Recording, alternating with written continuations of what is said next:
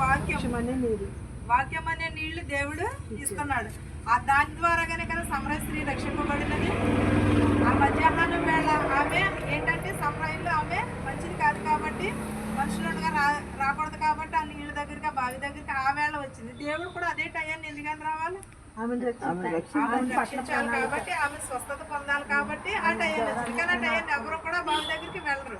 కానీ దేవుడు అదే టయానికి వచ్చాడంటే ఆమెని రక్షించడానికి. ఆమె సాక్ష్యం వినే కదా అనేక మంది సాక్ష్యం వినే కదా రక్షింపబడ్డారు. అలాగే మనం కూడా వాక్యం విని దాని ద్వారాగానే మారు మనసులు పొందాలి. మనం అది మానేసి ఏం చేస్తున్నామంటే వాక్యం విన్నాకాడే విడిచిపెట్టేస్తున్నాం అంతే. విని దానిని గ్రహించుకోవట్లేదు. మనం వాక్యం ఎప్పుడైతే మన హృదయంలో ఉంటుందో అప్పుడు మనం ఎలా నడవాలి, ఎలా వెళ్ళాలి అనేది ప్రతిదీ కూడా దేవుడే ఆధారం చేస్తాడు. వాక్యము మన పాదములకు దీపమై ఉన్నది, మన త్రావలకు వెలుగై ఉన్నది. దానిని బట్టి మనము అనుసరించి నడుచుకోవాలి. వాక్యంలో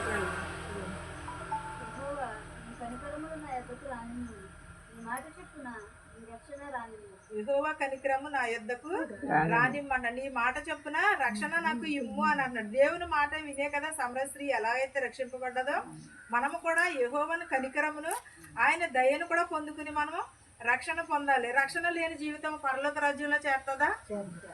ఇక్కడ మనము అనేకమైన పాపాలు చేసేస్తున్నాం, తెలిసి తెలియక, కొన్ని తెలిసినవి కొన్ని చేస్తున్నాం. కానీ ఇవన్నీ ఇక్కడ దేవుని యొక్క ఒప్పుకుంటేనే మనము రక్షణ వస్తుంది మనకి. అంతేగాని దేవుని మాట లేకుండా మనం ఏది కూడా చేయలేము. దేవుని మాట వల్లనే తప్ప. కానీ ఈ ఆకాశములు భూములు కూడా ఎప్పుడు చెప్తూ ఉంటాం దేవుని మాట వల్లనే సృజింపబడినవి.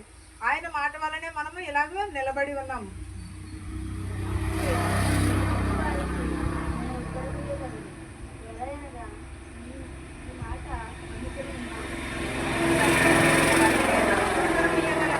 ఏలైనగా నీ మాటను నమ్ముకుని ఉన్నాను కాబట్టి. దేవుని మాటని నమ్ముకుంటే మనం ఎవరిని నిందించినా, మనము లోకంలోనే ఉన్నాం, పాపలోకంలో ఉన్నాం. పాపలోకంలో ఉండి పాపమైన మాటలు అనేకమైనవి వస్తూ ఉంటాయి. ఇవన్నీ కూడా ఎవరి మీద వేసుకోవాలి?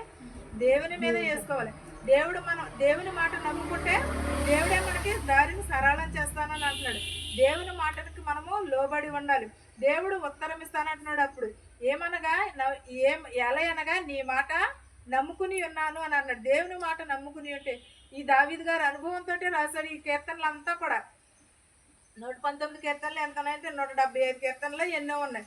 ఇవన్నీ కూడా ఆయన అనుభవం ద్వారా మొత్తం దావీదు రాసిన కీర్తనలు అన్నీ కూడా చాలా జ్ఞానమును కలిగి ఉన్నవి. ఇవన్నీ కూడా ఆయన అనుభవం అంతా కూడా ఇక్కడ రాసి ఉన్నాడు. అలాగే వాటిని మనము అనుసరించి మనం రాయాలంటే ఇవి రాయలేము. మన అనుభవంలో అన్నీ చేదే తప్ప కానీ తీపి అయినవి కానీ మధురమైనవి కానీ ఏమీ లేవు. వీళ్ళన్నంత జ్ఞానము కలిగి మనము ఉండలేము. వీళ్ళన్నంత అనుభవం మనకి లేదు. ఇవన్నీ బైబిల్ ఎప్పుడు మన పుట్టక మునుపు వచ్చింది. ఈ బైబిల్ 2000 సంవత్సరాల కిందట వచ్చిన ఈ బైబిల్. వాళ్ళప్పుడు అలా ఉన్నారు కాబట్టి వాటిని అనుసరించి రాశారు. ఇప్పుడైతే రాయాలంటే అన్నీ అసలు ఒక మాట కూడా ఇది ఎంత బైబిల్ ఎంత చదివినా కూడా చదివి కొలదు చదవాలనిపిస్తుంది. మనం విని కొలదు వినాలని అనిపిస్తుంది వాక్యము. నా నోట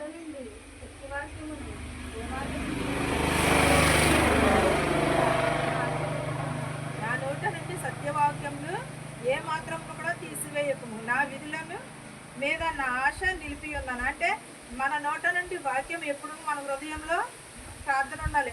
మన పెదవుల మీద దేవుని స్థుతి ఉండాలి. వాక్యము మన ఇంట్లో ఉండాలి. ఇంట్లో ఉండాలంటే గోడలకు మనము దిగేసుకోవడం కాదు.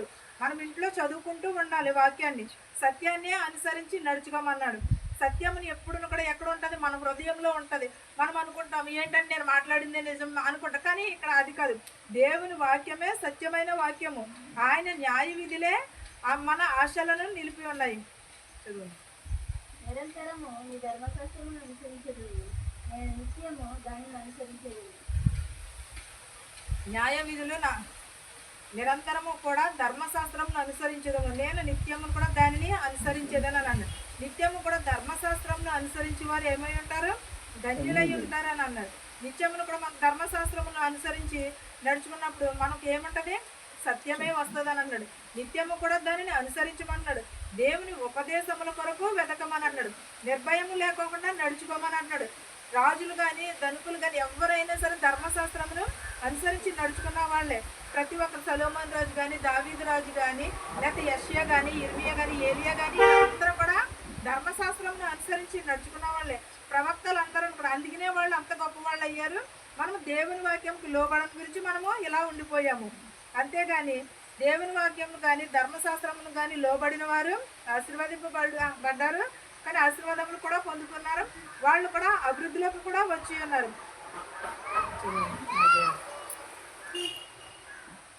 సిగ్గుపడక సిగ్గుపడక రాజుల ఎదుట శాసనములను గురించి దావీదు గారు ఫస్ట్ ఎలా ఉన్నారంటారు? వెంటనే ఆయనకి రక్షణ వచ్చేసిందా? గొర్రెలు కాపరి, పాపాత్ముడు, దొంగతనాలు చేశాడు, నరహత్యలు చేశాడు, అయినా సరే కడకే పెద్ద రాజు అయ్యాడు.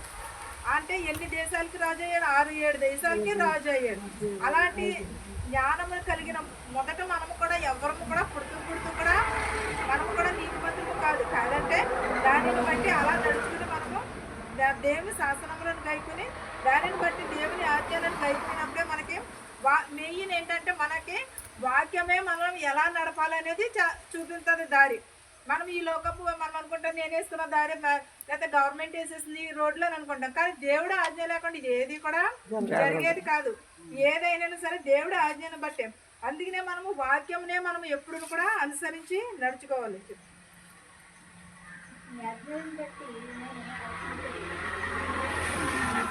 అవి నాకు ప్రియులు, నీ ఆజ్ఞలు బట్టి నేను హర్షించేదని అంటున్నాను. అవి నాకు ప్రియులు, కానీ ఆజ్ఞలను మనం పాటిస్తున్నామా? ఒక్క ఆజ్ఞ, అక్కడ 10 ఆజ్ఞలు ఉన్నాయి, అందులోనే ఒకటైనా సరే ఆచరిస్తున్నామా?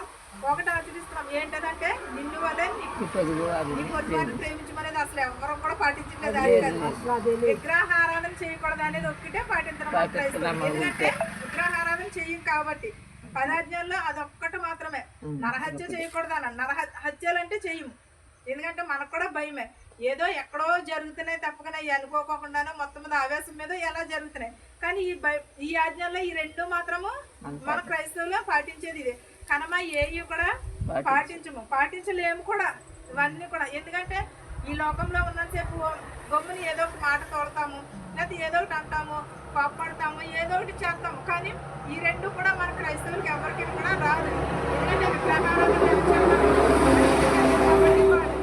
నరహత్యలైతే మనం చేయలేము, మనకు భయం కూడా. కాబట్టి 10 ఆజ్ఞలు ఈ 2 ఆజ్ఞలు ఒకటే. ఏదో ఎవరో కానీ తప్పు కానీ నరహత్య చేసేవాళ్ళు ఎవరిని కూడా మనం చంపలేము. ఎవరినైనా చంపాలనుకుంటే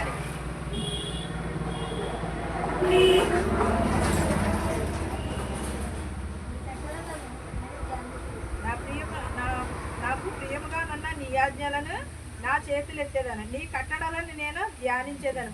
దేవుని కట్టడలను మనము ధ్యానించిన ఎడల మనకి జ్ఞానమే వస్తుంది. మనము వాక్యంలో ఉన్నది ప్రతి ఒక్కటిని కూడా దేవుడేమన్నాడు? ఆవగింజంత విశ్వాసమును కలిగి ఉండమని అన్నాడు. ఆవగింజంత విశ్వాసం కలిగి ఉండదని సరే మనకి జ్ఞానము వస్తుంది, తెలుగు వస్తుంది. ఆజ్ఞల తట్టు మన చేతులు ఎత్తిన ఎడల మన కట్టడాలను న్యాయ విధులను కూడా అనుసరించి నడుచుకుంటాము.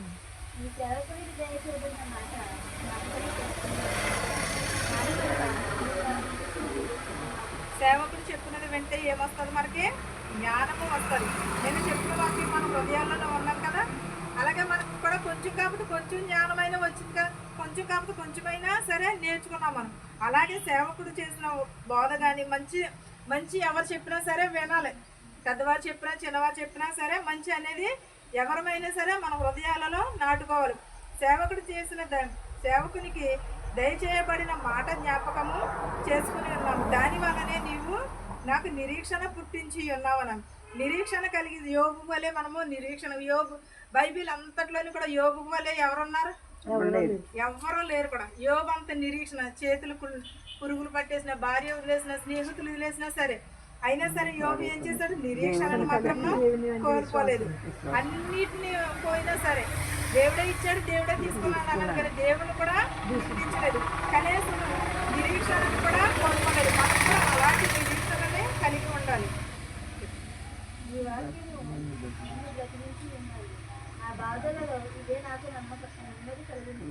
వాక్యము మనల్ని ఎలాగా ఉన్నది? బ్రతికించి ఉన్నది. బాధలలో కూడా ఇది మనం నిజంగా మనకు బాధ కలిగిన వెంటనే ఏం చేస్తాము? పక్కన వారితో చెప్పుకుంటాము, లేకపోతే ప్రార్థన చేసుకుంటాము. మన పక్క వారితో చెప్పుకునే కంటే ప్రార్థన చేసుకుంటే చాలా మనశ్శాంతి ఉంటుంది. వాక్యము మనకి చాలా నెమ్మదినిస్తుంది. వాక్యంలో ఎలా మెలగాలి, ఎలా ఉండాలనేది వాక్యమే మనల్ని బ్రతికించి ఉన్నది. వాక్యం లేకపోతే మనము ఏమైపోదుమో. బాధలలో కూడా నెమ్మది కలిగించుచున్నది ఏంటిదంటే అది వాక్యమే. వాక్యము లేనిదే మనము జీవించలేము. ఎందుకంటే చాలా చాలా మంది ఉన్నారు, వాక్యం తెలియని వారు కూడా ఉన్నారు. మన క్రైస్తవుల్లో కూడా చాలా మంది వాక్యం తెలియని వారు ఉన్నారు, లేకపోతే ప్రార్థన చేసుకునే వాళ్ళు ఉన్నారు. అందరం ఉన్నాము. కాదంటే కొంతమంది వాక్యం ఏంటనేది తెలుసుకున్నామనైతే దాని ద్వారానే బ్రతుకుచున్నాము. చాలా మంది ఉన్నాం కదా, మన అందరం కూడా ప్రార్థన చేసుకుంటున్నాము. వాక్యం మనకి కష్టాలు వచ్చినప్పుడు చేసుకునే ప్రార్థన కంట మామూలుగా చేసుకునే ప్రార్థన తక్కువ. మన కష్టం వచ్చినట్టు అయితే అప్పుడైతే మాత్రం ఏం చేస్తామంటే ఇంకా ఎక్కువగా కష్టం తీరేంత వరకు కూడా కన్నీళ్లు విడిచి చేస్తాము. సాయంకాలం మధ్య మన బాధ తీరేంత వరకు కూడా ప్రార్థన చేస్తూ ఉంటాం. కానీ దేవుడు వాటన్నిటికి కూడా ప్రతిఫలం దయచేశాడు. బాధలలో మనకి నెమ్మదినిచ్చేది ఏంటది వాక్యమే.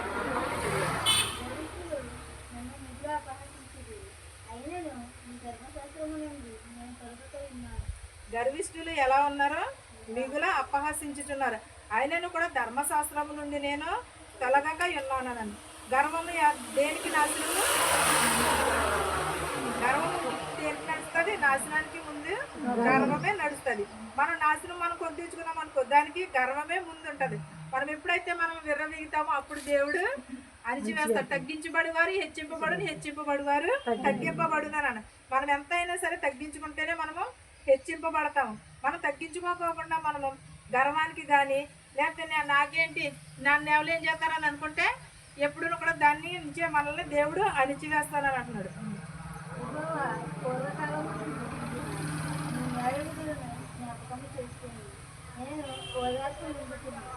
యెహోవా పూర్వకాలం నుండి నీ న్యాయ విధులను జ్ఞాపకం చేసుకుని నేను ఓదార్పు నొంది తిని.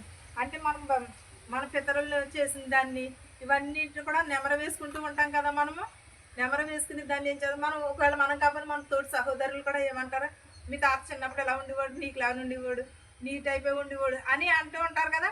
అవన్నీ కూడా జ్ఞాపకము చేసుకోమని అంటున్నాడు. జ్ఞాపకము చేసుకుని విధులను చేసుకుని ఓదార్పు నందుము అని అంటున్నాడు. ఇదొక్క ఎవరికైనా ఏదన్నా అయిందనుకో అప్పుడు వెళ్తే ఫలానప్పుడు ఫలానా వాళ్ళకి కూడా ఇలాగ అయింది, అందుకనే పాపం వాళ్ళు అలాగే ఓర్పుగా ఉన్నారు, అలాగే ఓర్చుకోవాలి, కష్టాలు వస్తాయి, ఇలాగ చెప్తూ ఉంటాం కదా.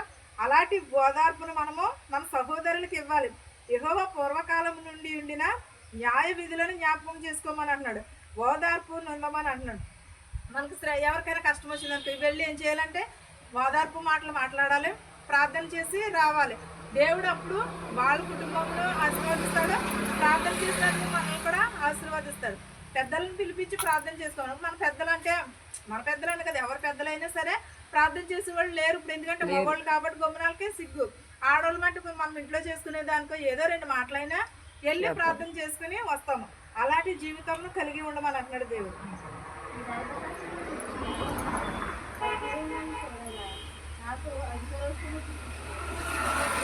ఈ ధర్మశాస్త్రమును విడిచి నడుచుచున్న భక్తిహీనులను చూడగా నాకు అధిక రోషం.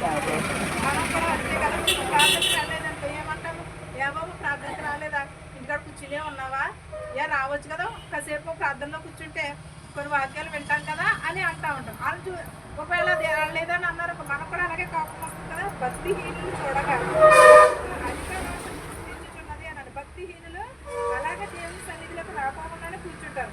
అప్పుడు మన అందరికీ కూడా కోపం వస్తుంది. చెప్తే కూడా వినకపోతే కూడా మనకే కోపం వస్తూ ఉంటుంది. యాత్రికుడైన నేను నా భాషలో పాటలు పాడుటకు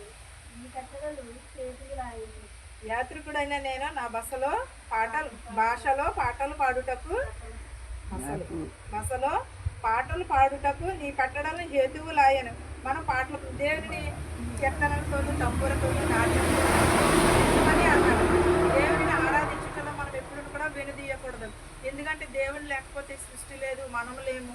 మనకంటే ధనికులు రాజులు బోల్డ్ మంది చర్మ అస్సాము ఊరు చూసారా, మొత్తం కొట్టుకుపోయింది. మనుషులు ఎలా కొట్టుకుపోయారో కదా, వరద నిజంగా వాళ్ళని చూస్తే ప్రాణం చాలా విలవిలలాడిపోయింది. నోహ కాలంలో ఉన్నట్టు జనం అలాగే కొట్టుకుపోయారు. ఏది పట్టుకుందాం అనుకుంటున్నా సరే లేవు అసలు. ఇలాగ నీరు అలా కొట్టుకుపోయింది. చంటి పిల్లల పెద్దోళ్ళ ఆపరేషన్ చేయించుకున్న వాళ్ళ కనీసం డాబాలు కూలిపోయినాయి. ఎంత భయంకరంగా ఉన్నదో నిజంగానే ఎక్కడ ఎంత మంది సాయం చేశారో వాళ్ళకి.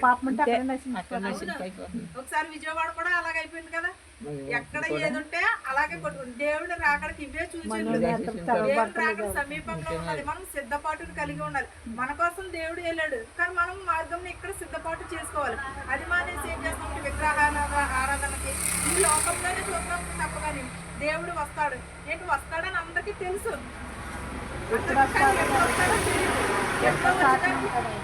అనుకుంటారు నావోము అలాగే మాట తయారు చేసినప్పుడు అయినా సరే హేళన చేసినా సరే కడకి జలప్రళయం వచ్చింది. కొన్ని ఇప్పుడు కూడా ప్రజలందరూ కూడా అలాగే ఉన్నారు. నావోహు కాలంలో ఎలా ఉన్నారో ఇప్పుడు కూడా అలాగే ఉన్నామా. తినుచున్నాము, త్రాగుచున్నాము, పెళ్లిళ్ళు చేసుకుంటున్నాము, చనిపోతున్నాము, ఇవన్నీ ఉన్నాయి. కానీ దేవుని రాకడ వస్తుందని తెలుసు, కానీ మన హృదయం ఏంటంటే ఎప్పుడో వస్తుంది. వచ్చినప్పుడు బుద్ధి కలిగిన కన్యకులు 10 మంది ఉన్నారు. ఎవరు సిద్ధపాటు కలిగిన వాళ్ళే కదా వెళ్ళారు, 5 వెళ్ళారు. మనం కూడా అదే స్థితిలో ఉన్నాం ఈ రోజుని. దేవుని రాకడ సమీపంలో ప్రతి ఒక్కరు కూడా ఏం చేయాలంటే మారు మనసు కలిగి ఉండాలి. వాక్యంని మనము అనుసరించి నడుచుకోవాలి. పాటలు పాడటంలోనూ దేవుని స్థుతించటంలో కదా మెయిన్. మన హృదయము దేవుడు అడిగాడు. మన ఈ అర్పణలు కానీ బలులు కానీ ఏది అడగలేదు. ఏమడిగాడు, హృదయమునే అడిగాడు. విరిగి నలిగిన హృదయమును అడిగాడు దేవుడు. అది మనం డబ్బులెట్టు కొనుక్కోవక్కర్లేదే, ఏమి చేయక్కర్లేదు.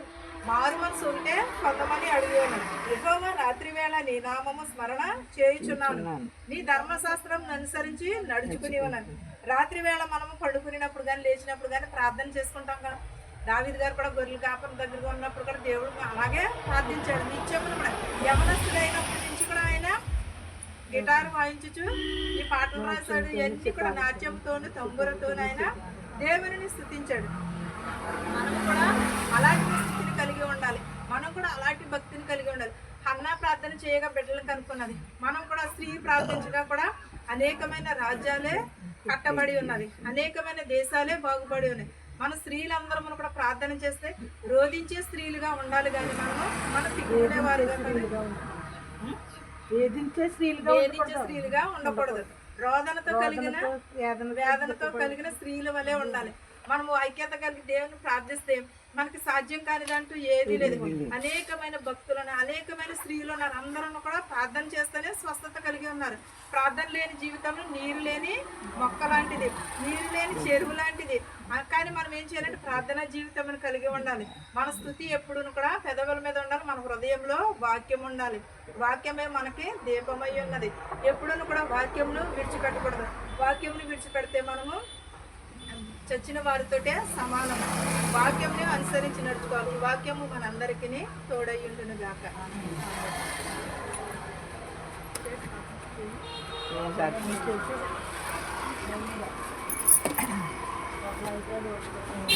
ప్రార్థన